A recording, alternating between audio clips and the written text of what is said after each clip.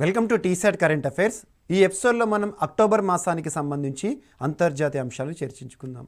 So ముందుగా October మాసంలో కొన్ని వాల్కనోస్ వార్తలు నిలిచాయి. అందులో అన్నిటికంటే ఇంపార్టెంట్ కంబర్వీజా వాల్కనో. ఇటీవల వార్తలు నిలిచిన కంబర్వీజా అగ్నిపర్వతం, చుట్టుపక్కల ప్రాంతాలకి సమస్యాత్మకంగా మారే వార్తలు నిలుస్తున్న కంబర్వీజా అగ్నిపర్వతం ఏ దేశంలో ఉంది అంటే స్పెయిన్ దేశంలో ఉంది. స్పెయిన్ దేశంలో కెనరీ ఐలాండ్స్ గ్రూప్ పోటీ పరీక్షల్లో జాగ్రఫీ పాయింట్ ఆఫ్ లో ఒక ప్రశ్న అడుగుతారు. సో కెనరీ ఐలాండ్స్ ఏ దేశానికి సంబంధించినవంటే స్పెయిన్. సో అలా కెనరీ ఐలాండ్ గ్రూప్స్లో ఒక ద్వీపం పేరు లా పాల్మా. లా పాల్మా అనే ఒక ఐలాండ్లో ఉన్న అగ్నిపర్వతమే కంబర్వీజా అగ్నిపర్వతం. ఇటీవల తరచూ బద్దలవుతూ వార్తలు నిలిచింది. So Cumbre Vieja Spain. And next వచ్చేసి Machu Picchu. So Machu Picchu యాక్చువల్గా మాచు పిచ్చు అనేది చాలా ఇంపార్టెంట్, ఒకప్పుడు ప్రపంచ వింతల్లో ఒకటి. సో మాచు పిచ్చు అనగానే పెరూ దేశం గుర్తుకు రావాలి. సో పెరూ ఎక్కడ ఉంది? సౌత్ అమెరికా ఖండంలోని పెరూ దేశంలో ఉన్న మాచు పిచ్చు ప్రపంచంలోనే మొట్టమొదటి అనే అంశంతో వార్తలు నిలిచింది. కార్బన్ న్యూట్రల్ పర్యాటక ప్రాంతంగా గుర్తింపు పొంది వార్తలు నిలిచింది. సో ఎగ్జామినేషన్ పాయింట్ ఆఫ్ లో ప్రశ్న ఎలా అడుగుతారంటే ఇటీవల ఏ ఒక పర్యాటక ప్రదేశం ప్రపంచంలోనే మొట్టమొదటి కార్బన్ న్యూట్రల్ పర్యాటక ప్రాంతంగా నిలిచే వార్తలు నిలిచింది అంటే మాచు పిచ్చు. ఏ దేశంలో ఉందంటే Peru. Global green growth initiative సంస్థ దీనికి గుర్తింపు ఇవ్వడం జరిగింది, కార్బన్ న్యూట్రల్ ప్రాంతంగా గుర్తించడం జరిగింది. సో వార్తలు ఇచ్చిన సంస్థ ఏంటి? Global green growth initiation. ఆ సంస్థ ఎక్కడ ఉంది? సియోల్, సౌత్ కొరియా అని గుర్తుంచుకోండి. అండ్ ఆగలేగా ఐలాండ్స్ వార్తలు నిలిచాయి. ఆగలేగా దీవులు. ఇటీవల వార్తలు నిలిచిన ఆగలేగా దీవులు ఏ దేశంలో ఉన్నాయంటే Mauritius. So Indian ocean, so Hindu మహాసముద్ర ప్రాంతంలోని ఒక దేశం, ఒక దీవి దేశం మారిషస్. అందులోని ఆగలేగా ఐలాండ్ ఎందుకు వార్తలు ఇచ్చిందంటే ఈ ఆగలేగా ఐలాండ్ పైన భారత ప్రభుత్వము ఒక సైనిక స్థావరాన్ని ఏర్పాటు చేయబోతున్నట్టుగా పత్రికా కథనాలు వార్తలు నిలిచాయి. సో దీనికి సంబంధించి అధికారిక ప్రకటన రానప్పటికీ కూడా వార్తలు నిలిచిన ప్రాంతం కాబట్టి ఇంపార్టెంట్. ఇటీవల వార్తలు ఇచ్చిన Agalega island Mauritius, Bharat military base సంబంధిత అంశంతో వార్తలు నిలిచింది. అండ్ నెక్స్ట్ వచ్చేసి మిత్రశక్తి. సో వార్తలు నిలిచిన సంయుక్త సైనికా దళ విన్యాసాలు మిత్రశక్తి 2021.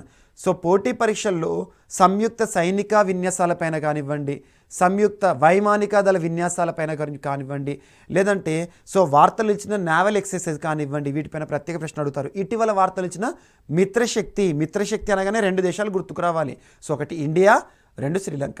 ఇండియా శ్రీలంక సైనికులు ఉంటారు కదా, మిలిటరీ ఉంటారు కదా, వారు ప్రతి ఏటా నిర్వహించుకునే సంయుక్త సైనిక విన్యాస మిత్రశక్తి 2021 ఈ సంవత్సరానికి సంబంధించి 8th ఎడిషన్ అక్టోబర్ 4th నుండి 15th వరకు నిర్వహించబడి వార్తలు నిలిచింది.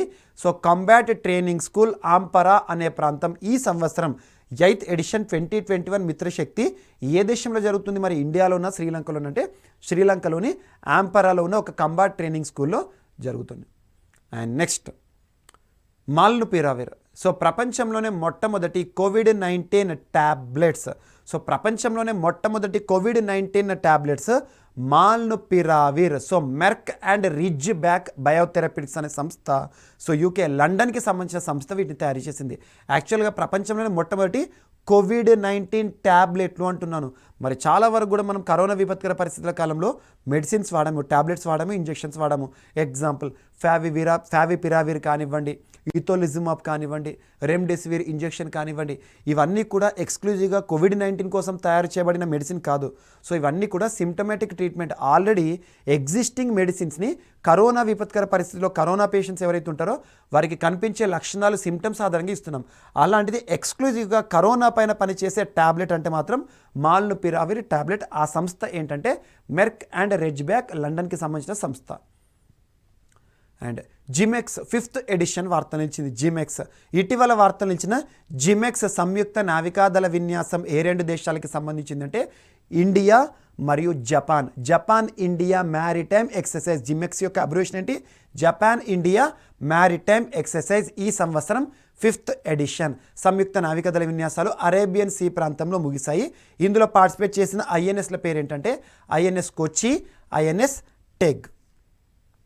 అండ్ 2700 సంవత్సరాల క్రితం నాటి ఒక టాయిలెట్, 2700 సంవత్సరాల క్రితం నాటి ఒక టాయిలెట్ ఇటీవల ఇజ్రాయెల్ దేశంలోని జెరూసలేం ప్రాంతంలో ఆర్కియాలజిస్టులు గుర్తుపట్టడం జరిగింది. ఒక పురాతన టాయిలెట్, ఒక మూత్రశాల అక్కడిక్కడ 2700 సంవత్సరాల క్రితం నాటి దాన్ని ఆర్కియాలజిస్టులు జెరూసలంలో కనుగొనడం జరిగింది.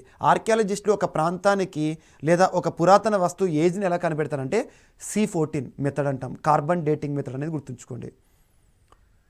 Denmark green house gas emissions కట్టడికి ప్రపంచంలోనే మొట్టమొదటిసారి ఒక చట్టాన్ని రూపకల్పన చేస్తూ డెన్మార్క్ దేశం వార్తలు ఇచ్చింది. అగ్రికల్చర్ కానివ్వండి, ఫారెస్ట్ ప్రాంతాల్లో కానివ్వండి ఉద్గారం అయ్యే గ్రీన్ హౌస్ గ్యాసెస్ని ఎమిషన్ చేయాలి, అందుకు తగిన కార్యాచరణ సిద్ధం చేస్తూ గ్రీన్ హౌస్ గ్యాసెస్ పట్ల ప్రజల్లో అవగాహన కల్పించడం, వాటి ఉద్గారాలు జరగకుండా ఒక ప్రత్యేక నివారణ అడ్డుకట్ట వేసే చట్టం డెన్మార్క్ అని గుర్తుంచుకోండి.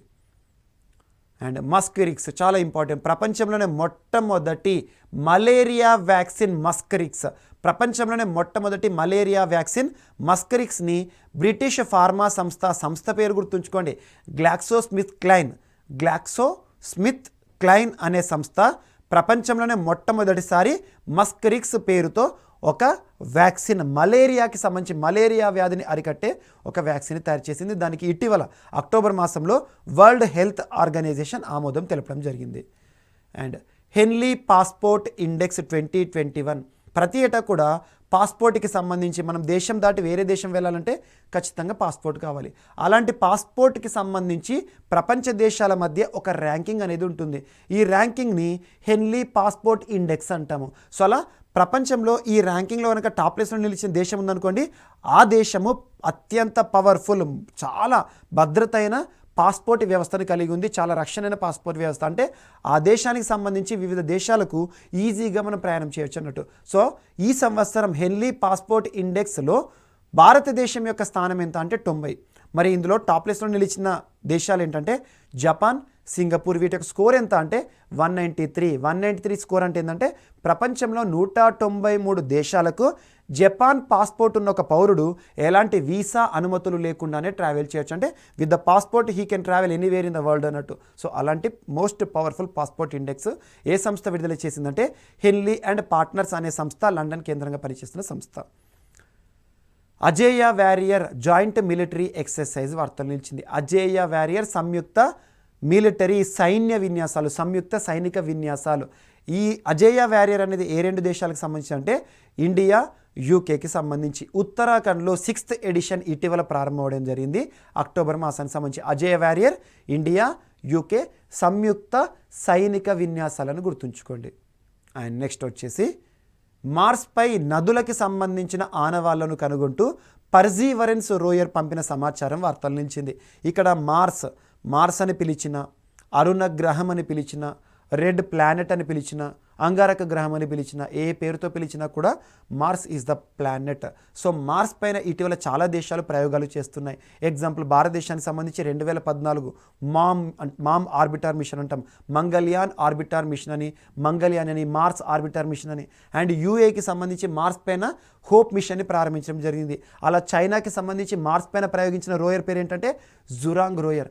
అలా ప్రస్తుతం నాసా అనగానే అమెరికాకి సంబంధించి అంతరిక్ష పరిశోధనలు చేసే సంస్థ మార్స్ పైన ఒక రోవర్ని పంపించడం జరిగింది. ఆ రోయర్ పేరు ఏంటంటే పర్జీవరెన్స్. ఆ పర్జీవరెన్స్ రోయర్ పైన బిగించిన కెమెరాలు ఇటీవల మార్స్ పైన కొన్ని చిత్రాలను తీశాయి. ఆ చిత్రాల ద్వారా కనుగొన్న విషయం ఏంటంటే ఒకప్పుడు కొన్ని లక్షల సంవత్సరాల క్రితము మార్స్ గ్రహం పైన నదులు పారేవంట. అంటే నదుల యొక్క ఆనవాళ్లను ఆ పాయలు కానివ్వండి వాటన్నిటికి సంబంధించిన ఇమేజెస్ను చూపించడం జరిగింది. ఇండియా క్రొయేషియా ట్రెడిషనల్ మెడిసిన్కి సంబంధించిన ఒప్పందం అక్టోబర్ మాసంలో జరిగే వార్తలు ఇచ్చింది. ఇండియా క్రొయేషియా ట్రెడిషనల్ మెడిసిన్ అంటే ఏంటంటే సింపుల్గా ఆయుర్వేద మందులు. ప్రపంచానికే ఆయుర్వేదాన్ని పరిచయం చేస్తున్న దేశం భారతదేశం, ప్రపంచానికి యోగాను పరిచయం చేసిన దేశం భారతదేశం. అలా ట్రెడిషనల్ మెడిసిన్ ఆయుర్వేద మందులు ఏవైతే ఉంటాయో, ఆయుర్వేద వనమూలికలు ఏవైతే ఉంటాయో, ఆయుర్వేద వనమూలికలపైన ఈ రెండు దేశాలు కలిసి కూడా రానున్న రోజుల్లో పరిశోధనలు ప్రారంభించబోతున్నాయని గుర్తుంచుకోండి. భాషన్ చార్ అనే ఒక ఐలాండ్ వార్తలు నిలిచింది. భాషన్ చార్ ఇటీవల వార్తలు ఇచ్చిన భాషన్ చార్ ఐలాండ్ ఏ దేశంలో ఉంది అంటే బంగ్లాదేశ్. సో దీన్ని ఫ్లోటింగ్ ఐలాండ్ అంటాము. అంటే ఏంటంటే ఇది వాటర్ పైన ఫ్లోట్ అవుతున్న ఒక ద్వీపము. మరి ఎందుకు ఇది వార్తలు ఇచ్చిందంటే బంగ్లాదేశ్ ప్రభుత్వం భాషన్ చార్ ఐలాండ్ ప్రాంతాన్ని అభివృద్ధి చేస్తోంది. ఎందుకోసం అంటే రోహింగ్యాలు. సో బంగ్లాదేశ్కి ఆనుకొని ఉన్న మయన్మార్ దేశం నుండి ముస్లిం ఎథనిక్ కమ్యూనిటీ అయిన రోహింగ్యాలు, మనకు మయన్మార్లో బౌద్ధ మతం ఇంపార్టెంట్, అదే అక్కడ బౌద్ధ మతం ప్రామాణికంగా ఉంది కాబట్టి అక్కడ ఉండే ముస్లిం వారు ఎవరైతే ఉంటారో రోహింగ్యాలుగా వివిధ దేశాలకు వలస వెళ్తున్నారు. అలా ఆనుకొని ఉన్న సరిహద్దుగా ఉన్న బంగ్లాదేశంలోకి వచ్చిన తర్వాత కొన్ని లక్షల మంది రోహింగ్యాలను ఈ ఐలాండ్లోకి బంగ్లాదేశ్ ప్రభుత్వం తరలిస్తుంది. అలా వార్తలు ఇచ్చిన ఐలాండ్ని గుర్తుంచుకోండి. And Google climate change denials ads ఏవైతే ఉంటాయో, క్లైమేట్ చేంజ్ అంటే వాతావరణ మార్పుని ప్రోత్సహించే యాడ్స్ ఏవైతే ఉంటాయో, వాతావరణ మార్పుని ఏవైతే ఉంటాయో కామన్గా వాతావరణ మార్పుకి సంబంధించి నెగిటివ్ ఇన్ఫర్మేషన్ ఇచ్చే యాడ్స్ ఏవైతే ఉంటాయో వాటిపైన నిషేధాజ్ఞలు విధిస్తూ డూడుల్స్ కానివ్వండి ఏవి కూడా కనిపించవని చెప్పేసి గూగుల్ ప్రత్యేక ప్రకటన చేసింది. UNHRC, United Nations human rights council right to environment ఒక ప్రత్యేకమైన హక్కును గుర్తించింది. ప్రపంచంలోని ప్రతి వ్యక్తి కూడా clean and healthy and sustainable ఎన్విరాన్మెంట్ని హక్కుగా కలిగి ఉండాలి అని చెప్పేసి. So clean, healthy, sustainable environment అంటే ఏంటంటే పరిశుభ్రమైన మరియు సుస్థిరమైన వాతావరణాన్ని ప్రతి వ్యక్తి కూడా కలిగి ఉండే ఒక హక్కు కలిగి ఉండాలి అని చెప్పేసి United Nations human rights council ప్రపంచ దేశాలకు ఒక హక్కుల ప్రస్తావన చేసింది. యుఎన్హెచ్ఆర్సి ఐక్యరాజ్య సమితి అనుబంధ సంస్థ. ఎక్కడ దీని యొక్క ప్రధాన కేంద్రం అంటే జెనీవా, స్విట్జర్లాండ్ అని గుర్తుంచుకోండి. Right to environment. కిర్గిస్తాన్కి భారత్ ఆర్థిక సాయం చేయడం జరిగింది. $200 మిలియన్ ఆర్థిక సాయం లైన్ ఆఫ్ క్రెడిట్ కింద. లైన్ ఆఫ్ క్రెడిట్ అంటే భారతదేశంలో గుర్తుకు రావాల్సిన బ్యాంక్ ఏంటి? EXIM bank, export and import bank of India. కిర్గిస్తాన్కి $200 మిలియన్ ఆర్థిక సాయాన్ని రిలీజ్ చేయడం జరిగింది అక్కడ అభివృద్ధి కార్యక్రమాల కోసం. అండ్ ఇజ్రాయెల్లో 15 సంవత్సరాల క్రితం నాటి పురాతన మద్యం తయారీ ఆనవాలు శాస్త్రవేత్తలు, ఆర్కియాలజిస్టులు కనుగొనడం జరిగింది. ఎక్కడ అంటే యావ్నే అనే ఒక పట్టణం కేంద్రంలో. సో యావ్నే ఒక చారిత్రక సిటీ. సో ఇజ్రాయెల్ దేశంలో ఉంది. ఇటీవల వార్తలు ఇచ్చిన యావ్నే సిటీ ఎక్కడ ఉందంటే ఇజ్రాయెల్ దేశంలో ఉంది. ఆ యావ్నే సిటీలో ఒకప్పటి ఆనవాళ్ళు, ఆది మానవులకు సంబంధించి కానివ్వండి 1500 సంవత్సరాల క్రితం నాటి మానవ అవశేషాలు మరియు పురాతన మద్యం ఏదైతే ఉంటుందో ఆల్కహాల్ తయారీ కేంద్రాన్ని ఆర్కియాలజిస్టులు కనుగొనడం జరిగింది. ప్రపంచంలో మొట్టమొదటి ఆటోమేటెడ్ డ్రైవర్లెస్ సెల్ఫ్ డ్రైవింగ్ ట్రైన్ని ప్రారంభిస్తూ జర్మనీ దేశం వార్తలు ఇచ్చింది. జర్మనీ దేశంలోని హాంబర్గ్ అనే సిటీలో. సో ఈ ఆటోమేటెడ్ డ్రైవర్లెస్ సెల్ఫ్ డ్రైవింగ్ ట్రైన్ని ఏ సంస్థ తయారు చేసిందంటే డ్యూచే బాన్ అనే సంస్థ మరియు సీమెన్స్ అనే సంస్థ ప్రపంచంలోనే మొట్టమొదటి ఆటోమేటెడ్ డ్రైవర్లెస్ సెల్ఫ్ డ్రైవింగ్ ట్రైన్ని తయారు చేస్తే జర్మనీ ప్రభుత్వం హాంబర్గ్ సిటీలో దీన్ని ప్రారంభించడం జరిగింది. గ్లోబల్ గర్ల్హుడ్ అంటే బాలికలకి సంబంధించిన report 2021 women rights in crisis పేరిట ఒక నివేదికను విడుదల చేసింది. సో దీని యొక్క థీమ్ ఏంటంటే సేవ్ ద చిల్డ్రన్ ఇంటర్నేషనల్. యాక్చువల్గా ఈ రిపోర్ట్ని ఎవరు విడుదల చేశారంటే సేవ్ ద చిల్డ్రన్ ఇంటర్నేషనల్ అనే సంస్థ. ప్రధాన కేంద్రం ఎక్కడ అంటే లండన్. ఏదైనా సంస్థ వార్తలు ఇచ్చిన దాని యొక్క ప్రధాన కేంద్రం హెడ్ క్వార్టర్ గుర్తుంచుకోండి. లండన్ కేంద్రంగా పనిచేస్తున్న సేవ్ ద చిల్డ్రన్ ఇంటర్నేషనల్ సంస్థ గ్లోబల్ గర్ల్హుడ్ అనే ఒక రిపోర్ట్ని విడుదల చేసింది. విమెన్ రైట్స్ ఇన్ క్రైసిస్ పేరిట అంటే బాలికల హక్కులు సంక్షోభంలో ఉన్నాయన్నట్టు. సో బాల్య వివాహాల మరణాలు ప్రతిరోజు కూడా ప్రపంచంలో సగటున 60 చూస్తున్నామంట. 60 మంది చిన్నారులు బాల్య వివాహాల కారణంగా మరణిస్తున్నారంట. సౌత్ ఆసియాలో ప్రతిరోజు కూడా 6 మరణిస్తున్నారు.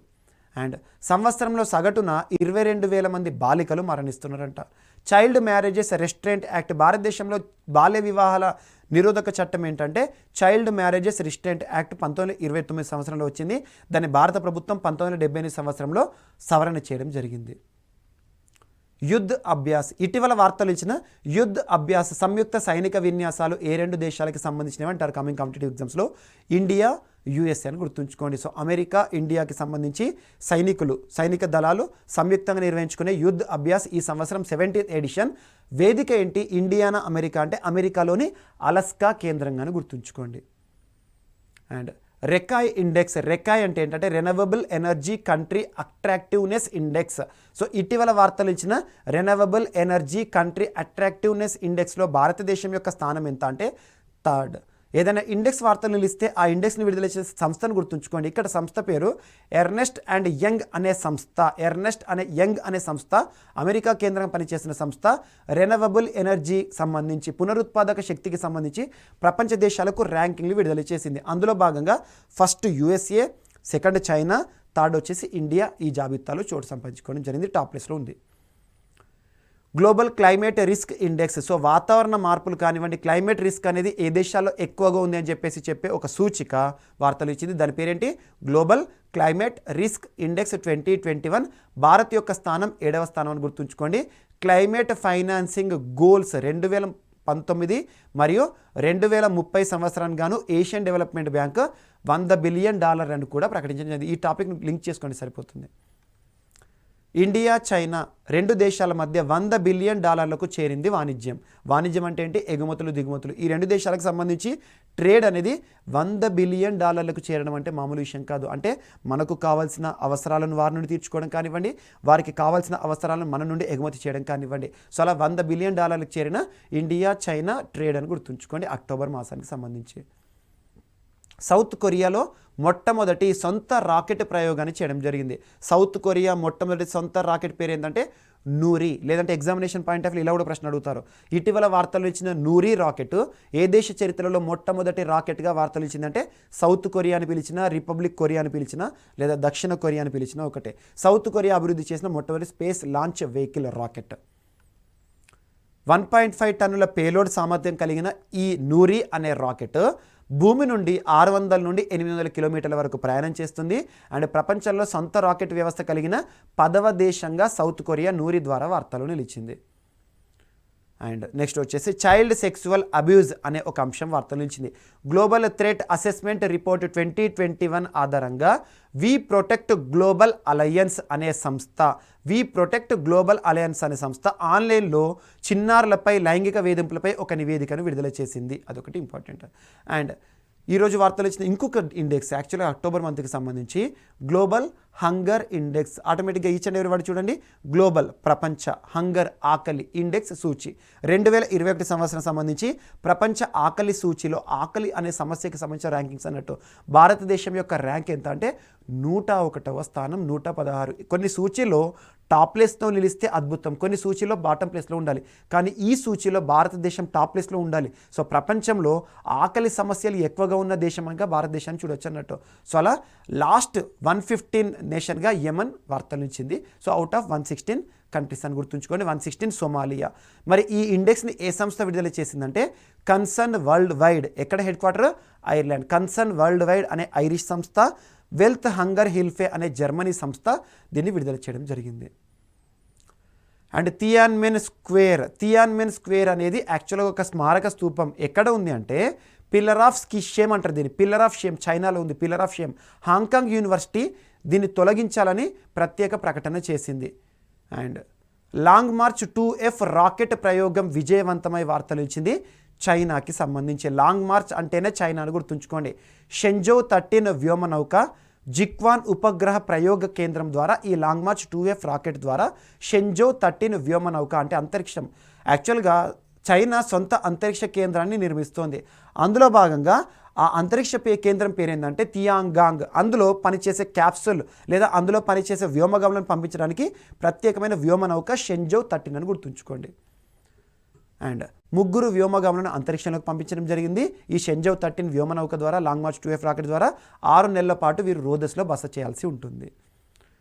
And hydrogen fuel cell power plant, ప్రపంచంలోనే అతిపెద్ద hydrogen fuel cell power plant ఇటీవల ఏ దేశంలో ఏర్పాటైందంటే సౌత్ కొరియా. ఇదొకటి గుర్తుంచుకోండి. అండ్ ఇంకొక టాపిక్ ఇంటర్నెట్ సంబంధించి UNHRCలో మరొక 2 ఏళ్ల కాలానికి భారత్ ఎన్నిక కావడం జరిగింది. UNHRC ఐక్యరాజ్య సమితి అనుబంధ సంస్థ అయిన ప్రపంచ మానవ హక్కుల సంస్థ అనొచ్చు.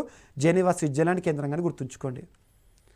దివ్యాంగుల సంక్షేమం కోసం ఒక ప్రత్యేక మంత్రిత్వ శాఖను ఏర్పాటు చేస్తూ ఇటీవల ఒక దేశం వార్తలు ఇచ్చింది న్యూజిలాండ్ ప్రభుత్వం లేదా న్యూజిలాండ్ ప్రధాని జెసిండా అడర్న్ గారు ఇటీవల న్యూజిలాండ్ చట్టసభలో ఒక ప్రత్యేక బిల్లును ప్రవేశపెట్టారు. ఆ దేశంలో పర్సన్స్ విత్ డిజేబిలిటీ ఎవరైతే ఉంటారో, దివ్యాంగులు ఎవరైతే ఉంటారో, అండ్ ఇంకోటి గుర్తుంచుకోండి, దివ్యాంగులు అనే పదాన్ని మాత్రమే వాడాలి, వికలాంగులు అనే పదాన్ని వాడకూడదు. సో దివ్యాంగుల సంక్షేమం కోసం ప్రత్యేకంగా ఒక మంత్రిత్వ శాఖను ఏర్పాటు చేసింది న్యూజిలాండ్ ప్రభుత్వం. అంటే వారి సంక్షేమము, వారికి సంబంధించిన పథకాలు అన్నీ కూడా ఈ మంత్రిత్వ శాఖ రూపకల్పన చేస్తుంది. గాలి నుండి స్వచ్ఛమైన నీటి తయారీకి సంబంధించి ది మూన్ షాట్ అనే ఒక ఫ్యాక్టరీ వార్తలు ఇచ్చింది. గాలి మన ఎయిర్ నుండి స్వచ్ఛమైన నీటి, గాలిలో ఉండే తేమను సేకరించేసేసి ఆ తేమను నీటిగా మార్చే ప్రత్యేకమైన ఒక ఇన్నోవేషన్ సంబంధిత అంశంతో ఎక్స్ ది మూన్ షాట్ అనే ఒక సంస్థ వార్తలు ఇచ్చింది. అమెరికాకి సంబంధించిన సంస్థ అని గుర్తుంచుకోండి. ఎక్సర్సైజ్ బ్లూ ఫ్లాగ్ ఇటీవల వార్తలు ఇచ్చింది. ఎక్సర్సైజ్ బ్లూ ఫ్లాగ్ యొక్క ప్రత్యేకత ఏంటంటే ఇది బహుళపక్ష వైమానిక విన్యాసాలు. బహుళపక్ష అంటే ఏంటంటే 2 కంటే ఎక్కువ దేశాలు పార్టిసిపేట్ చేసే ఎక్సర్సైజ్ ఏదైతే ఉంటుందో, విన్యాసాలు ఏవైతే ఉంటాయో వాటిని బహుళపక్ష అంటాం. ఇక్కడ ఇది వైమానిక విన్యాసాలు. ఆతిథ్యం ఇస్తుంది ఎవరంటే ఇజ్రాయెల్ అని గుర్తుంచుకొని. మరి ఈ బహుళపక్ష విన్యాసాలు ఔడా అనే ఎయిర్ బేస్ వద్ద ప్రారంభమయ్యాయి ఇజ్రాయెల్ దేశంలో. ఇండియాకి సంబంధించి 84 మంది ఇండియన్ కాంటింజెంట్, 84 మంది భారత వైమానిక దళ సిబ్బంది ఇజ్రాయెల్కి వెళ్ళడం జరిగింది. ఇండియాతో పాటు యుఎస్, అమెరికా మరియు యూకే అంటే బ్రిటన్, లండన్ ఉంటుంది. So UK and Israel, Italy, Germany, France ఈ దేశాలకు సంబంధించిన వైమానిక దళాలు మొత్తం 8 దేశాలు ఇందులో పార్టిసిపేట్ చేయడం జరిగింది. ఆర్బిటాల్ రీఫ్ బిజినెస్ పార్క్ అనే ఒక అంశం వార్తలు ఇచ్చింది. ప్రపంచంలోనే మొట్టమొదటిసారి అంతరిక్షంలో ఒక ప్రైవేట్ కేంద్రం ఏర్పాటు. ఏ సంస్థ ప్రయాణిస్తుందంటే దీనికి సంబంధించి ప్రయత్నిస్తుందంటే బ్లూ ఆరిజిన్ అనగానే జెఫ్ బెజోస్ గుర్తుకు రావాలి. జెఫ్ బెజోస్ సంస్థ. అండ్ మార్స్పై బ్యాక్టీరియా పెంపకంపై పరిశోధనలు జరుగుతున్నాయి. నాసా చేస్తుంది.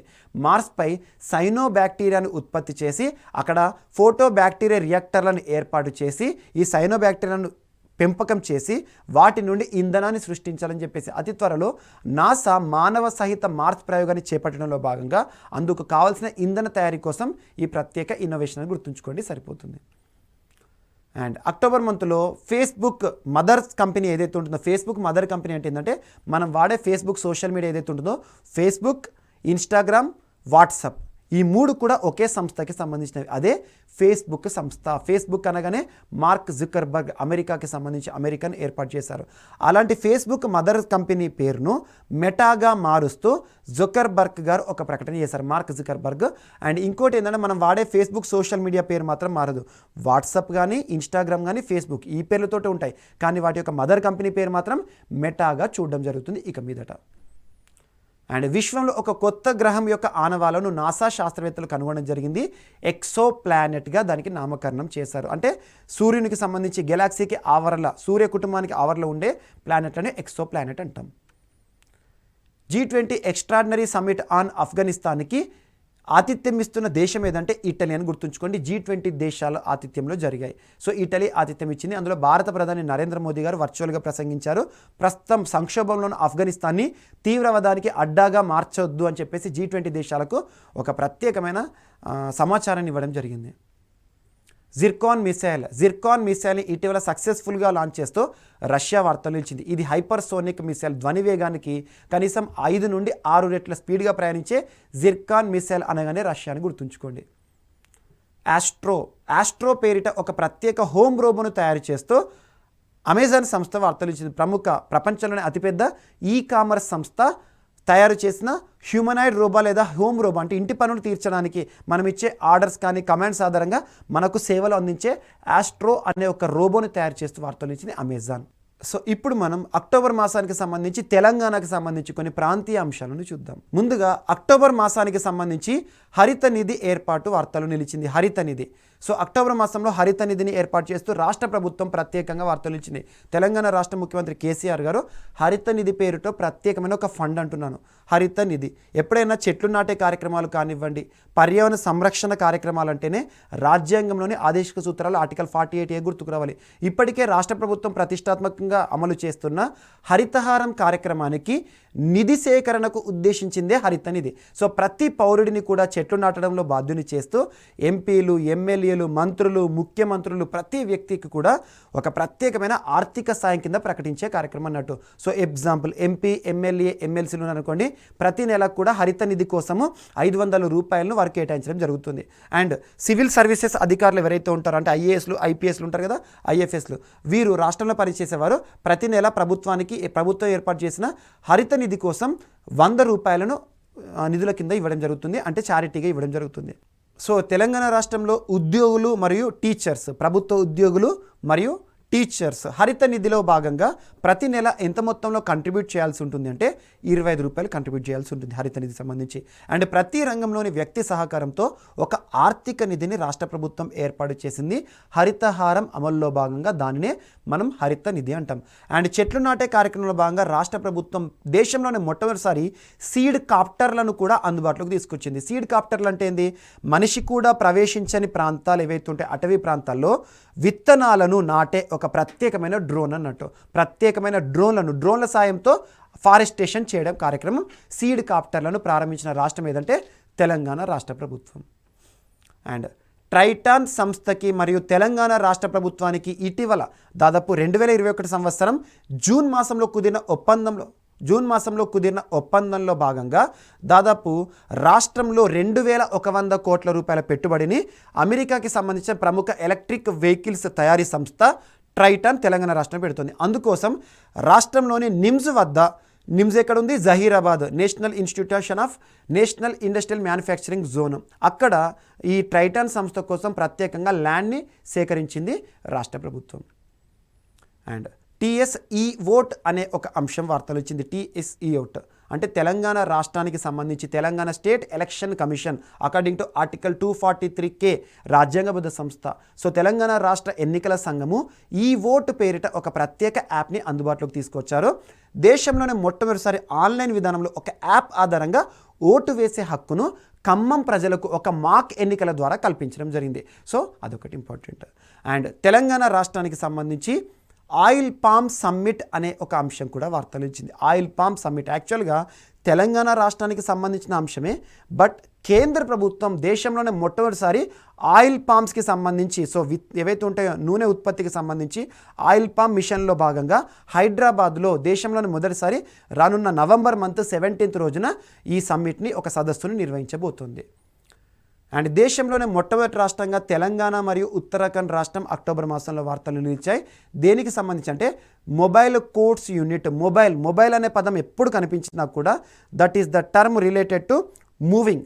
అంటే ఒక ప్రాంతం నుండి ఒక ప్రాంతానికి వెళ్ళే వాటిని మనం మొబైల్ అంటాం. సో అలా కోర్టు యూనిట్ అంటే కోర్టులు ఒక ప్రాంతం నుండి ఒక ప్రాంతానికి ప్రయాణిస్తూ ప్రజలకి కావాల్సిన న్యాయ సేవను కానివ్వండి తీర్పులను ఇచ్చే కార్యక్రమం అన్నట్టు. సో దేశంలోనే మొట్టమొదటిసారి మొబైల్ కోర్ట్స్ యూనిట్ని ప్రారంభించిన రాష్ట్రంగా తెలంగాణ మరియు ఉత్తర భారతదేశంలోని ఉత్తరాఖండ్ రాష్ట్రం వార్తలు నిలిచాయి. దేశంలోనే అతిపెద్ద కంప్రెస్డ్ బయోగ్యాస్ ప్లాంట్ని హైదరాబాద్కి సంబంధించి తెలంగాణ రాష్ట్రానికి సంబంధించి హైదరాబాద్లో ఒక సంస్థ రామ్కీ ఎన్విరో అనే ఒక సంస్థ హైదరాబాద్ కేంద్రంగా పనిచేసిన సంస్థ ఏర్పాటు చేయడం జరిగింది. సో దేశంలోనే అతిపెద్ద కంప్రెస్డ్ బయోగ్యాస్ జీవ ఇంధనాన్ని తయారు చేసే ప్లాంట్ ఎక్కడ ఏర్పాటైందంటే హైదరాబాద్. ఏ సంస్థ? రామ్కీ ఎన్విరో అనే ఒక సంస్థ. సో తెలంగాణ రాష్ట్రంలో ఎమ్మెల్సీ ఎన్నికలకి సంబంధించి నవంబర్ మాసంలో నిర్వహించనున్నట్టుగా కేంద్ర ఎన్నికల సంఘం నోటిఫికేషన్ విడుదల చేసింది. సో ఎన్నికల సంఘం అంటున్నాను, ఎమ్మెల్సీ ఎన్నికలు అంటున్నాను. యాక్చువల్గా రాష్ట్రంలో ఎమ్మెల్సీలు ఉంటే ఆ రాష్ట్రాన్ని ద్విసభా విధానం ఉన్న రాష్ట్రం అంటాం. ద్విసభా విధానం అంటే 2 సభలు, ఒకటి ఎమ్మెల్యేలు అండ్ ఎమ్మెల్సీలు. ఈ 2 హౌసెస్ ఉన్నాయి అనుకోండి. ఎమ్మెల్యేలకు సంబంధించి అసెంబ్లీ, ఎమ్మెల్సీలకి సంబంధించి మండలి ఉంటే ఆ రాష్ట్రంలో ద్విసభ ఉన్నట్టు. ప్రస్తుతం దేశంలో 6 రాష్ట్రాల్లో మాత్రమే ఎమ్మెల్సీలు ఉన్నారు. ఆ 6 రాష్ట్రాలు ఏంటంటే ఉత్తరప్రదేశ్, మహారాష్ట్ర, బీహార్, కర్ణాటక, తెలంగాణ, ఆంధ్రప్రదేశ్. సో అలా ఎమ్మెల్సీ ఎన్నికలకి సంబంధించి రానున్న నవంబర్ మాసంలో ఏ కోటా ఎన్నికలు జరగబోతున్నాయి అంటే ఎమ్మెల్యే కోటా. మరి ఎంతమంది ఎమ్మెల్సీలను ఎమ్మెల్యే కోటాలో ఎన్నుకోవడం జరుగుతుంది అంటే 1/3 of the total members of the MLC house. అంటే తెలంగాణ రాష్ట్రంలో 40 మంది ఉన్నారు కదా, 40 మందిలో 1/3 ఆఫ్ ద టోటల్ని ఎమ్మెల్యేలు ఎన్నుకోవడం జరుగుతుంది. సో దీనికి సంబంధించిన నోటిఫికేషన్ని కేంద్ర ఎన్నికల సంఘం విడుదల చేయడం జరిగింది. సో అలా తెలంగాణ రాష్ట్రానికి సంబంధించి ఎమ్మెల్సీ ఎన్నికలు, ఎమ్మెల్యే కోటాకి సంబంధించి వార్తలు నిలిచాయి. సో ఇవి తెలంగాణ రాష్ట్రానికి సంబంధించిన అక్టోబర్ మాసంలో నిలిచిన ప్రాంతీయ అంశాలు. మరొక ఎపిసోడ్తో మళ్ళీ కలుద్దాం. So thank you.